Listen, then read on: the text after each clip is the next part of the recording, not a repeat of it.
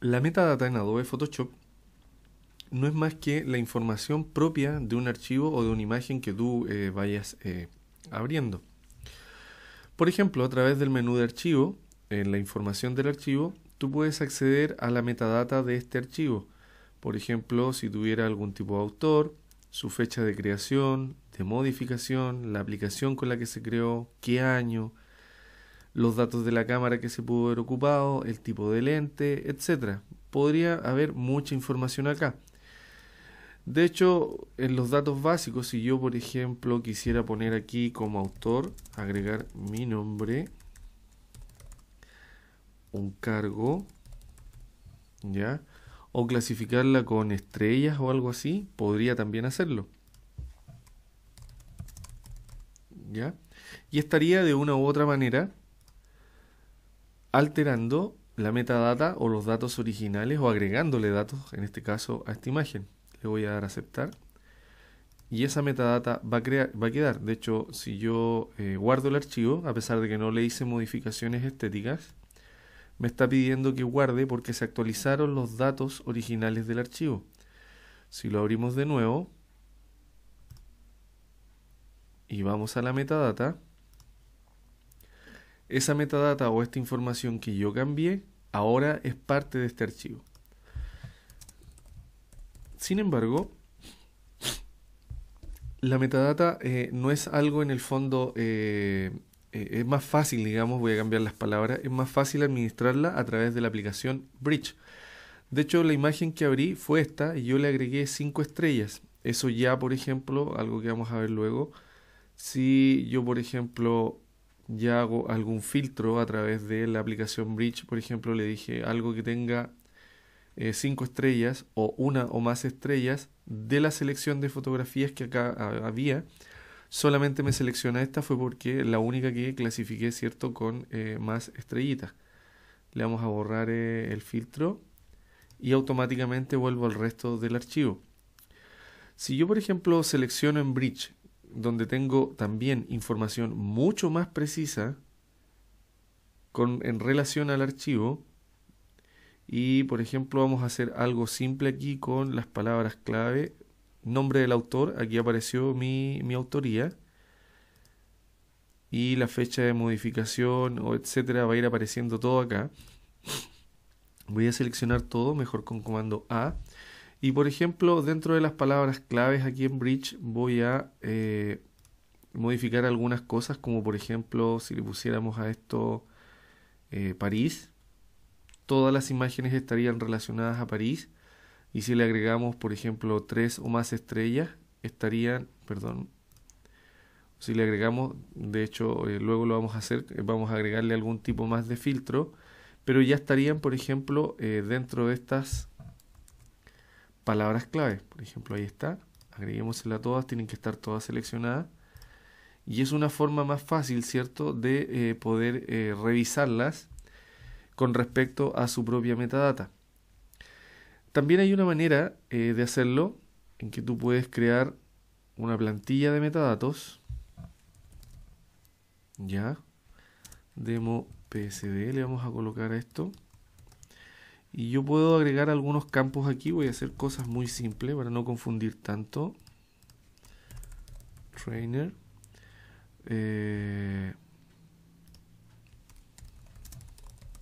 dejémoslo ahí, y me está diciendo que 3 opciones han sido seleccionadas. Ok, vamos a seleccionar todas las fotos y en la ventana de herramientas podemos decirle dos cosas. Anexar, esta es la plantilla, la última plantilla que creé. Anexar metadatos vale decir, en el fondo va a agregarle metadatos a los que ya existen, o puedo reemplazar los datos por las nuevas selecciones que yo hice. Si le digo eso, automáticamente ahora todos los archivos, vale decir, van a ir guardando las propiedades de la última metadata que yo le acabo de dar. Y mejor aún, puedo mantenerlos dentro de una plantilla. En esencia, imaginemos el siguiente escenario. Tú puedes tener miles de fotografías dentro de una carpeta, pero puedes darle diferente clasificación a través de esta metadata. Y puedes también a la vez crear una plantilla de metadatos que te facilite, por supuesto, la administración, la búsqueda y modificación de tus propios archivos.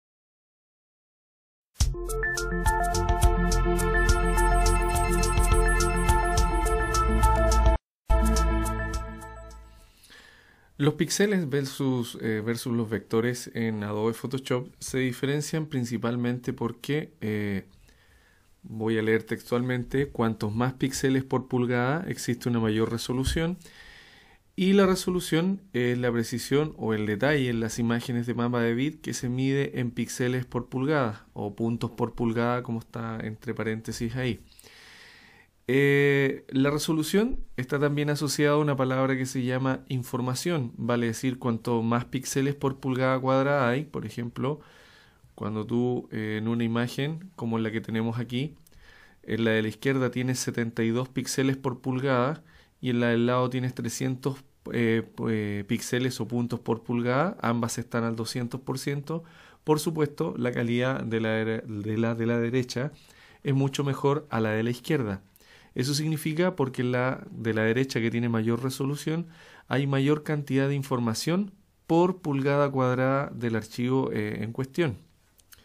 Por el contrario, las imágenes que son vectoriales en el fondo no tienen este problema de visualización porque son algoritmos que se calculan matemáticamente. O sea, si tú tienes una imagen que está vectorizada en un software como Illustrator o Affinity Designer, que es otra alternativa, si tú, por ejemplo, tienes la imagen o el vector de 1 por 1 centímetro y lo necesitas de 4 por 4 metros y lo amplías extendiéndolo con el puntero del mouse, el archivo no pierde resolución porque calcula matemáticamente esta altura.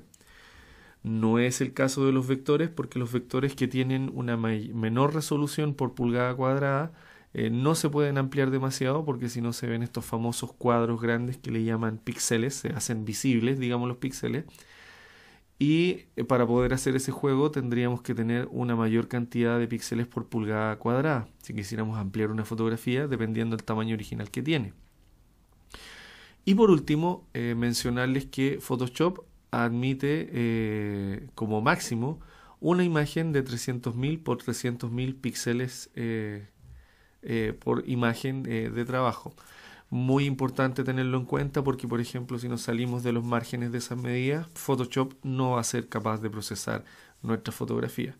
Pero principalmente, para ir cerrando la explicación, es que los vectores no tienen problemas de píxeles porque en el fondo son algoritmos matemáticos que al momento tú de ampliar o de achicar una imagen, calcula matemáticamente sus dimensiones, y las imágenes como Photoshop están limitadas por la cantidad de píxeles que tienen por pulgada cuadrada, que en el fondo van a dar como para agrandarla o achicarla dependiendo de esa cantidad de información contenida por píxel en cada imagen.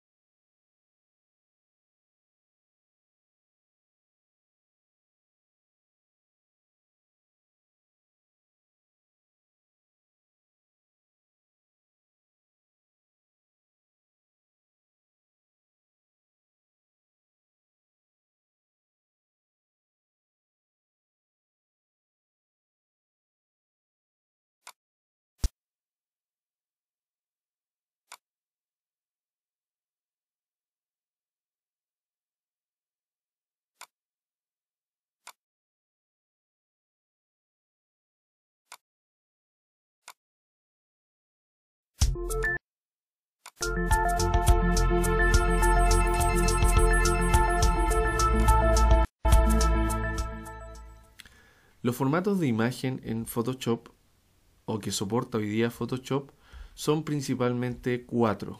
El PSD, el JPG, GIF y PNG. El primero de ellos es el formato PSD, que en el fondo es el archivo nativo de Adobe Photoshop, y como dice la diapositiva, su principal característica es que soporta la edición por capas. Vale decir, si yo tengo un archivo en Photoshop que tiene varias capas, yo lo puedo guardar en su formato propio y al momento de reabrirlo puedo continuar trabajando o interviniendo una fotografía, porque mantiene la capacidad de capas que pueda tener. Como segundo formato, el formato TIFF, que significa Target Image File Format, es un formato que inicialmente guarda la imagen sin compresión, pero que tiene opciones de compresión, y la principal cualidad que tiene es que también permite guardar un archivo por capas. En el fondo es muy parecido al PSD, pero en términos de peso es mucho más pesado que un archivo PSD trabajar con un archivo TIFF. Pero comparándolos a ambos dos, el archivo TIFF, sí, si tú se lo activas en su, ¿cómo se llama?, en su cuadro de diálogo cuando estás guardando en este formato, sí te permite comprimir si tú lo deseas, pero nativamente lo hace sin compresión. El archivo JPG, que significa Joint Photographics Expert Group, es un archivo que es muy útil para fotografías. Como talón de Aquiles es que no tiene soporte para transparencia, pero que es un archivo que se usa mucho hoy día porque es un archivo considerado como de compresión con pérdida. Esto quiere decir de que cada vez que tú abres o cierras un archivo JPG en cualquier software, este va perdiendo información de bits, información de píxel, etcétera, hasta que ya a cierta cantidad de aperturas tú ya vas notando que tu archivo ya no se ve tan bien.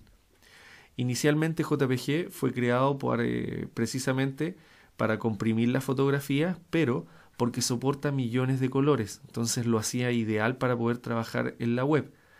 Ya, cosa que por ejemplo con un archivo TIFF o con un PSD no puedes hacer, no puedes colocar ese formato de archivo en la web. Y por lo mismo, por su compresión y sus millones de colores, se hizo tan popular en las cámaras fotográficas, hoy día en los smartphones, etcétera. Pero insisto en esto, inicialmente es cierto, fue pensado para ser utilizado en web. El GIF es un formato, el Graphics Interchange Format, es un formato que fue muy famoso años atrás, hablemos de unos 15 años atrás. Su principal característica es que tiene un tope de 256 colores por canal. En el fondo, digámoslo así, es una forma de comprimirse el archivo, sacrificando cierta calidad de color del archivo, o sea, versus el JPG que soporta millones, el GIF soporta solo 256 y claro, el peso del archivo baja, pero sacrificando la calidad de la imagen. Hoy día nuevamente está ¿cómo se llama?, en vigencia, ya que permite animaciones para la creación de memes, iconos, dice áreas de color continuo que no tengan gradientes porque por su cantidad o su limitación de colores no se ven muy bien. Y como puse ahí, curiosamente revivió como alternativa a las animaciones web. ¿Ya? El PNG es Portable Network Graphics, que es un formato de imagen que soporta 24 bits, eso quiere decir que tiene mejor calidad de imagen, soporta mejor espacio de color, ideal para las marcas, iconos, etcétera, y su principal característica es un formato que sí soporta transparencia. O sea, si yo por ejemplo en Photoshop tengo un archivo nativo en Photoshop con fondo transparente y lo paso a cualquiera de los archivos anteriores, automáticamente se va a rellenar con blanco. Si lo guardo como PNG, en su versión, PNG tiene varias versiones, por ejemplo un PNG 24, automáticamente el archivo guarda con fondo transparente. Quizás el que falta incluir dentro de esta lista es el formato PDF, que ya en realidad no se considera como un archivo de imagen, porque la verdad de las cosas es que PDF ya es un archivo que soporta múltiples archivos dentro de sí mismo. Vale decir, yo puedo tener un archivo PDF que le pongo fotografías, videos, audio, textos, etcétera, y sirve como documento portable. De ahí su nombre, digamos, Portable Document File, que es un archivo de documentos portátiles. Pero en esencia, los archivos que hoy se usan más en Photoshop son los que están descritos en estas diapositivas explicativas.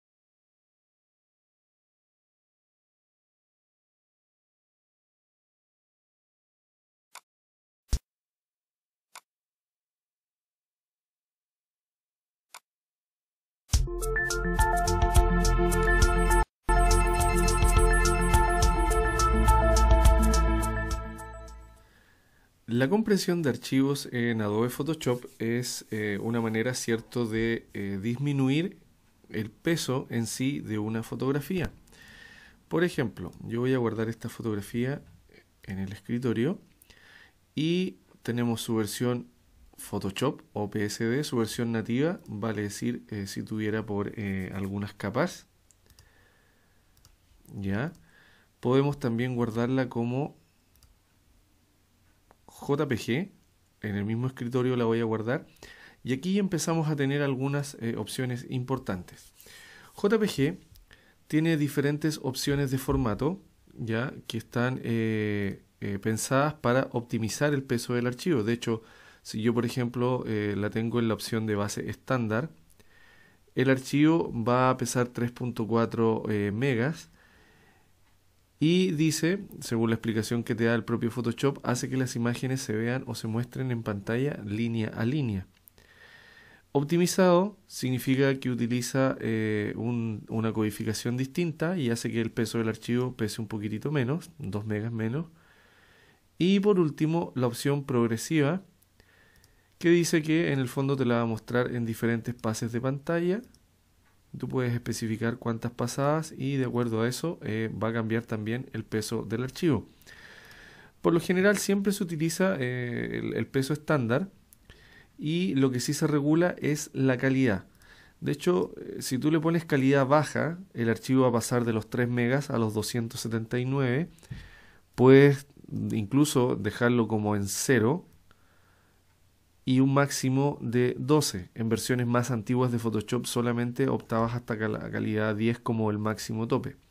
Sin embargo, mi recomendación es que nunca pases a menos de 5, porque en el caso del archivo JPG, si tú comprimes demasiado esta imagen, ya por ejemplo en 2 o bajo 3, corres el riesgo de no poder abrirla, porque es demasiado el nivel de compresión que le das, y en el fondo arriesgas demasiado la calidad de la imagen.